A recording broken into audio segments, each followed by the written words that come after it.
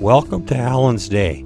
This is a step back in time to the summer of 2021, where I decided to build an RV cover over the top of the RV. We got the structure we put together. This is day one putting this together. Got the strings all laid out, got the tractor out there, got some steel laid out there, and then also on day one, we got a post up. Little John Deere stood that up. That's an 8x8 timber, 22 feet long, and it had no problem putting it up there. And also, we got a couple more posts up there.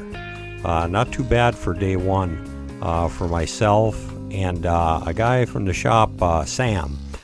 He helped me out on this project all week, so it's just the two of us that put this together. Not too bad. This is the end of day two. All the posts are up. All the steel is laid out. This is some of the steel we built and made up at the shop to set this all together up in the field here. This is the end of day four, where you can see that we got all the steel framework on the bottom. We got gravel backed in there before we put the end steel on. We got some top rafter support steel on there. And this is day five, the end of the project. We got all the cross tubes, everything on there. We're going to come back in a couple of weeks and we're going to get some rafters on. Hello, my name is Alan at Folkman Inc. We are a steel manufacturer up in Green Bay, Wisconsin, and some of the things that we do is miscellaneous metals, different projects, and what you happen to be looking at right now is a start of an RV shed. This is something that we've been building the parts at the shop, so let me walk you around here and show you what we do. Well, what you're looking at now is the RV shed. The steel that you see on the framework, we've got 5 by 4 by 5/16 angle on the base. That is what is also going to be used for the concrete form on this project. And up on the top, you can see that we have provisions for rafters already set at 2-foot centers. Now this whole thing was put together in 5 days with 2 guys and a 23 horsepower John Deere tractor. And the only thing special we added to it was just our pole pusher on the front there. Yes, it would have been nice to have a lull, an articulating 40-foot basket, a skid steer, trencher, and several other tools. But this is something that can be done with just a couple of people, and they can put this together in a week. So the biggest thing that you need to start with on here is let's talk about the timbers. The timbers that are on this particular project are an 8x8, and it's a cedar tone is the brand name of the material, and it's a grade 1 material, so it is a better grade. These particular pieces are 20 feet long, and this has a 14-foot sidewall. And you see a lot of stuff out there with just a 6x6 post, which is just your grade 2 lumber and grade 2 pine. That's pretty much a waste of time and money to be building anything that's other than something temporary.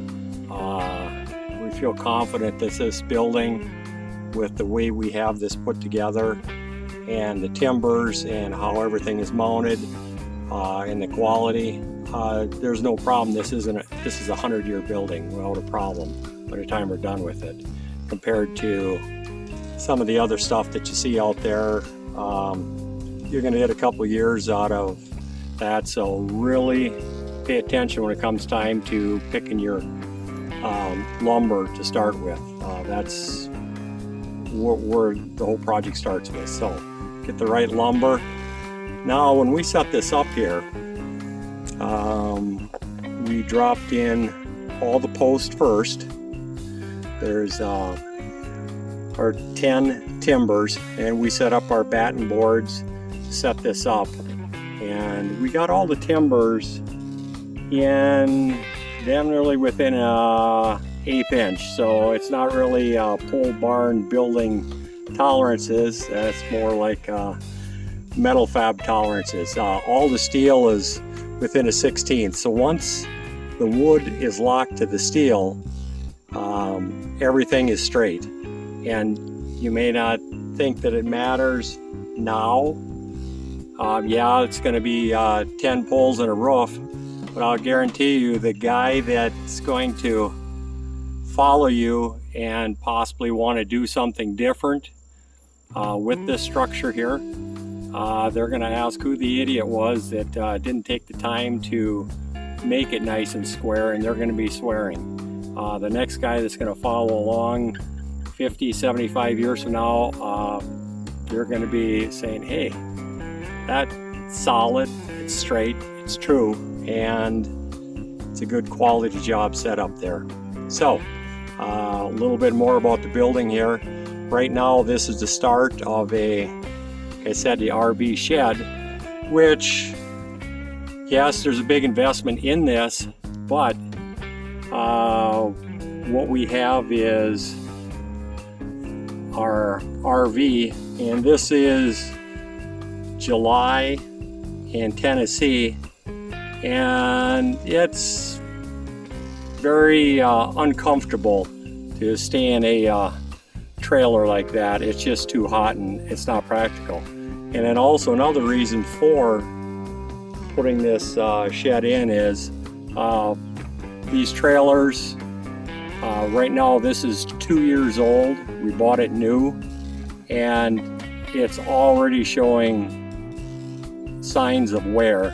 Another couple years out in the weather with this thing, and there's gonna be some serious problems. So you're pretty much just wasted your investment buying a brand new trailer, then park it out in the sun and just let the sun disintegrate the trailer. So that's why, yes, we said, you know what, let's get a shelter built for this so we can park it inside. And now the next part that we've got going on here is how we tied everything together as far as the base. So we've got corrugated material on the side that's from shipping containers. So it is very corrosive resistant. That's going to be there forever. The material itself, like I said, was a 6x4 by 5/16 material, and we already have provisions in there for the concrete to adhere to it. It's got the Nelson studs already welded to the sides. We have all the inside corners tied together, and so that once this is filled in, there's going to be approximately, between the stone and the concrete in here, there's going to be approximately 150,000 pounds of material that's going to anchor this in place. So it's going to be a very safe, sturdy unit for this to move or blown around in the wind. And that's why I go back to start out with a good foundation. Don't waste your time with 6x6 grade 2. Go with the 8x8 grade 1 treated lumber. And also, before you put the timbers in, we took and we stained these with it's a Pittsburgh, Paramount, Kona Brown, and it's soaked right in there. So above and beyond being treated, we got to stain it, because treated lumber by itself, you only get a couple years out of that. That's not a good thing, just to expect treated lumber to last as long as what you think it is. So back to the foundation, we've got this all tied together. You can see on the inside how we have this all set up. We've got rebar ties going from wall to wall to keep any of the sides from spreading out in here. And while we got this set up on here, we got it set up with, this was an old RV pad, so it already had sewer. So we just went and extended the sewer part. Just a little off topic here. Anytime you're putting any penetration into concrete, always put yourself a sleeve on the outside. That way all the material that you have in there, and throughout the years as everything goes up and down, your plumbing can float up and down through the penetration without tearing it. So anytime you're putting a penetration through concrete or gravel, put a sleeve on it. It just takes a little bit extra, and if you're looking for something temporary, yeah, just go ahead and put it through the concrete and just pour around it. Let's see what else we got on here. We've got the other electrical and everything set up there. Like I said, that's a little off topic here, but that is something that you need to be aware of, that when you're setting this up, plan everything out and put it together. Now, this whole unit, that's the trailer that we hauled that from Green Bay, Tennessee. We hauled this entire structure, the timbers and all the steel and the tractor were all fit in that trailer, and it was just about 10,000 pounds. You can do it with just wood and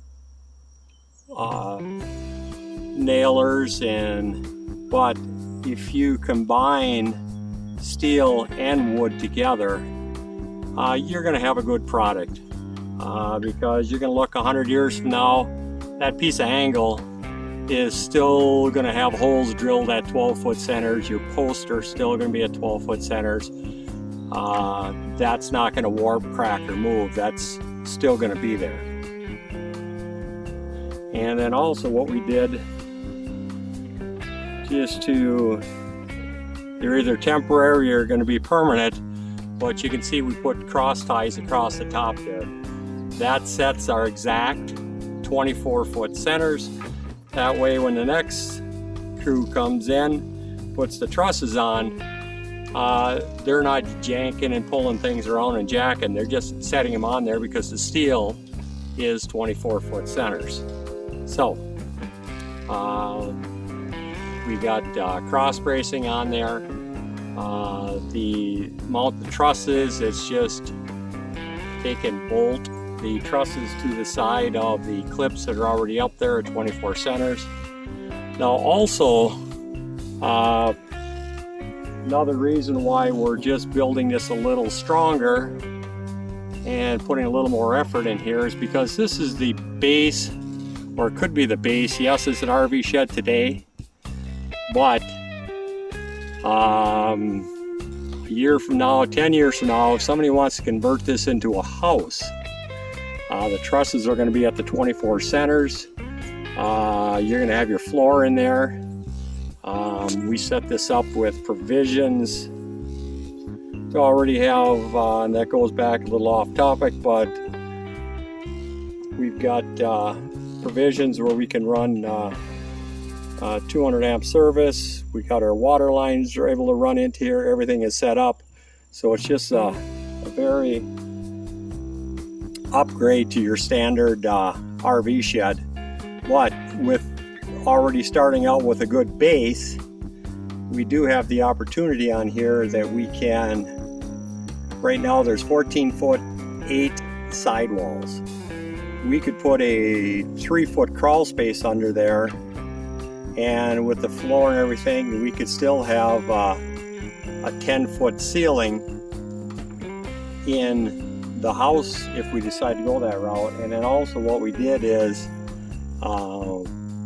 put together or had some scissor truss made, so that way we have somewhat of a cathedral ceiling that in the future, if myself or somebody else wants to turn this into a house, they can have a cathedral ceiling in there. And also with having this 8x8 structure here, we have the opportunity that we could put a steel subfloor in here tying between the columns, and then mount our standard 2x8 number 1, don't get number 2, your lumber for your floor on here, and we can go from pier to pier. And then we have the opportunity, being 3 feet off the floor to the floor of the house, we have the opportunity, we can cantilever a steel deck coming around here. So you have a 48 by 12 foot steel deck. It's going to be approximately in this corner here about 7 feet off the ground, and it can wrap around over this side. You can't do that with something with a 6x6 grade 2 piece of lumber. So take a look at this, and what we're going to do is we'll keep you updated. The next thing is we've got to come back, we've got to pour the slab, and then after the slab is poured, get up there and do the roof, and then we have to get that up on top of here, which isn't a problem because on the back side there's about a 12-inch incline on the one corner we got to climb up. So we just have to set those ramps up, pull that forward, set it up here, and we are going to be able to add a few more years of life onto the trailer, and we're going to be able to stay a little cooler, and it's going to be a little more manageable as far as weather down here, or conditions inside the trailer between July and August. Otherwise the AC just runs 24 hours a day. And then maybe in a couple years we'll turn this whole thing into a house, and we'll let you know how that turns out. Well, thank you.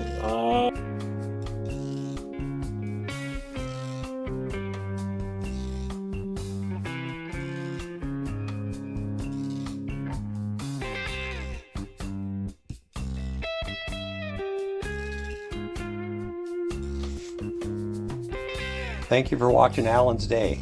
Life is about making choices. Some things are already perfect. Some things you may choose to upgrade. This channel will show you both. Please like, subscribe, and share. Thanks again.